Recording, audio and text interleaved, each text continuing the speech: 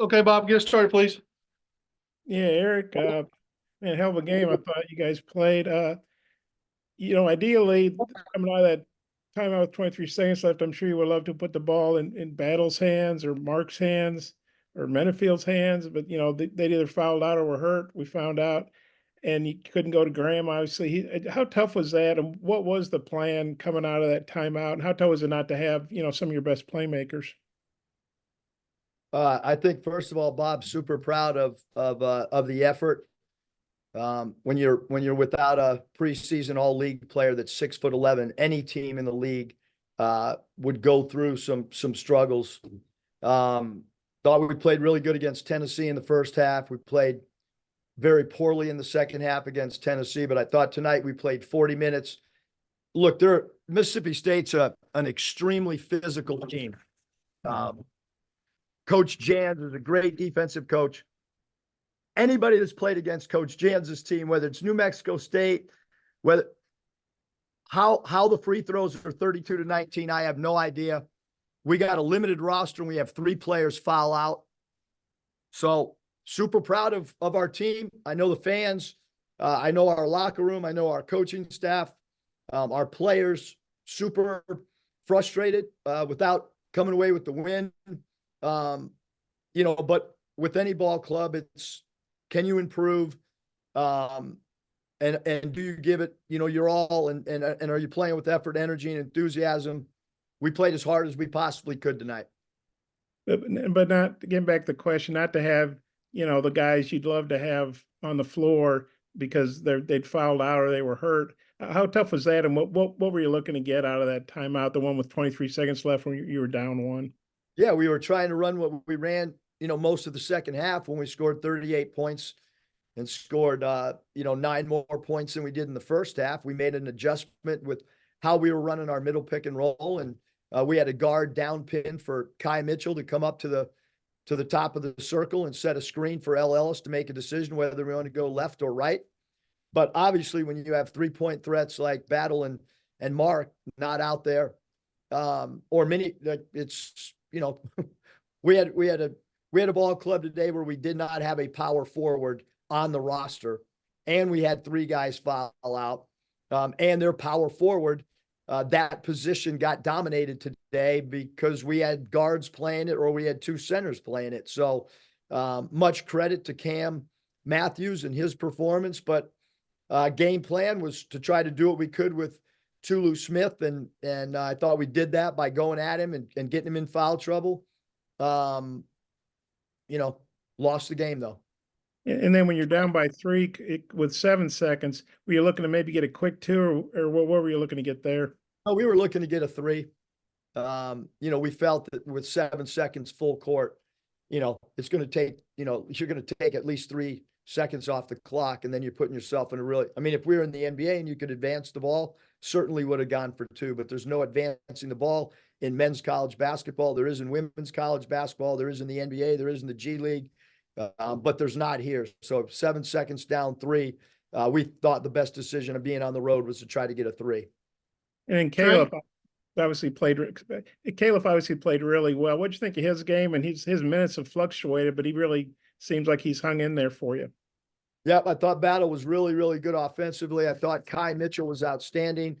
I thought Davenport's 3 offensive rebounds were huge for us. I thought Chandler Lawson did an incredible job defensively, along with Makai Mitchell. Makai's offense plus his defense was off the charts. Thought T-Mark helped us in the stretches when he wasn't in foul trouble. I thought L. Ellis played his best floor game.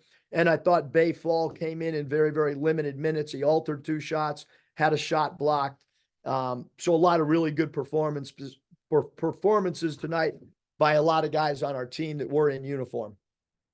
Trey. Yeah, Coach, just a little bit more on Makai. What does that say about the performance he had coming off the Tennessee game to go for 21 and 9? And as you mentioned, a very physical game. We needed his physicality. I thought he did a great job in pick and rolls, both as a short roller making plays, which we've utilized him in spots depending on how the opponent plays pick and roll coverages. It was a really good game for him to step up. We knew that Tulu Smith is an incredibly offensive talented player. We wanted to make Smith defend a little bit. And I thought that Kai did that by aggressively going to the basket. I don't know if we'll talk to you before Texas A&M, but I was wondering if you could give some thoughts on staying on the road and going to College Station. Yeah, I think when the schedule came out, we knew we played the last game on a Wednesday and played a fairly early game on a Saturday. And then we're not playing on Wednesday again. We're playing on Tuesday. 3 games in that amount of time with 2 travels. The scheduling didn't do us any favor. And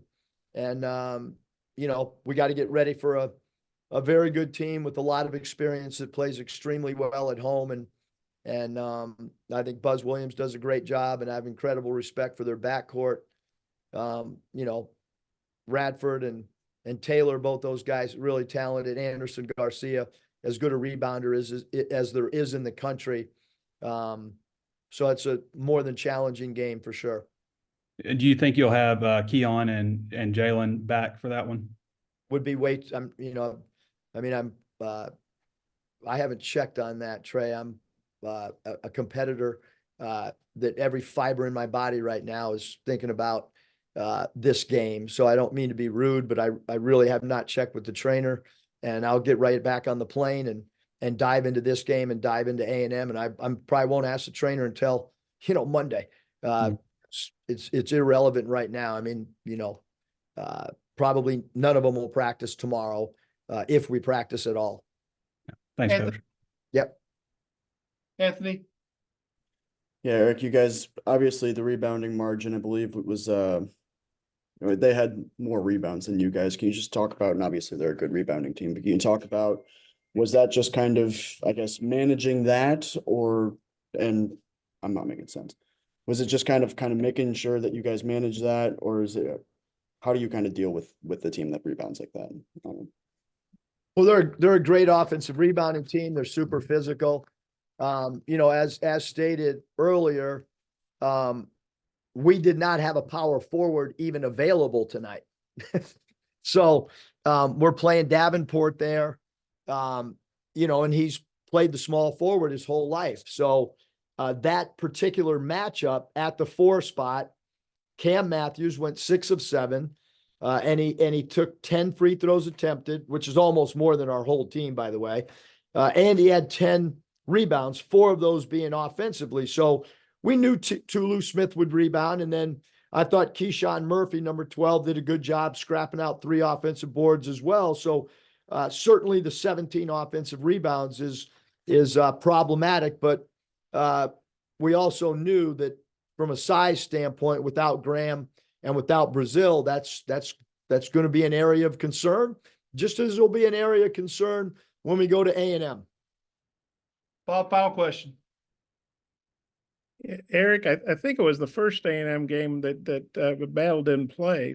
I might be wrong, but he's had a game where he didn't play a few minutes.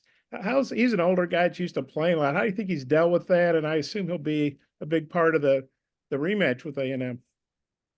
Yeah, I think when we're not playing as well as we would like to as a coach, I have a decision to make, and the decision has been to continue to try to find combinations that put us in the best position to win. KB has been a worker tonight offensively. I thought he had a good matchup.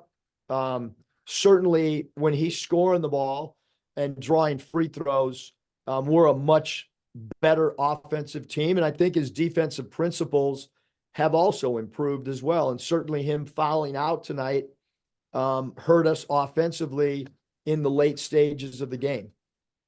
Can I squeeze in one more? I don't know if you want to answer this, but like you say, Mississippi State's very physical, and you guys draw a lot of free throws, generally speaking. Why do you think there was such a big free throw discrepancy?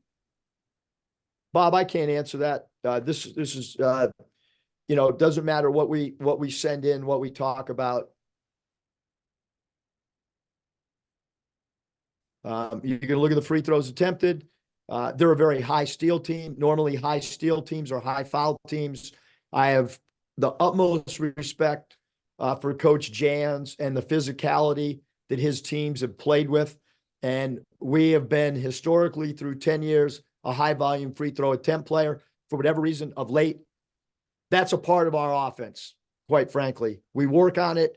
We talk about it. We drill it. Just as if a 3-point shooting team doesn't get any 3-point. I mean, that's part of our offense. And so we got 19 free throws attempted. And you go look at how many we took the first half. So, I mean, they took 32. So I don't know. I don't know what else to say other than numbers don't lie. Thank you, Coach. Thanks. Yeah, thanks, Eric. Thanks, Mike.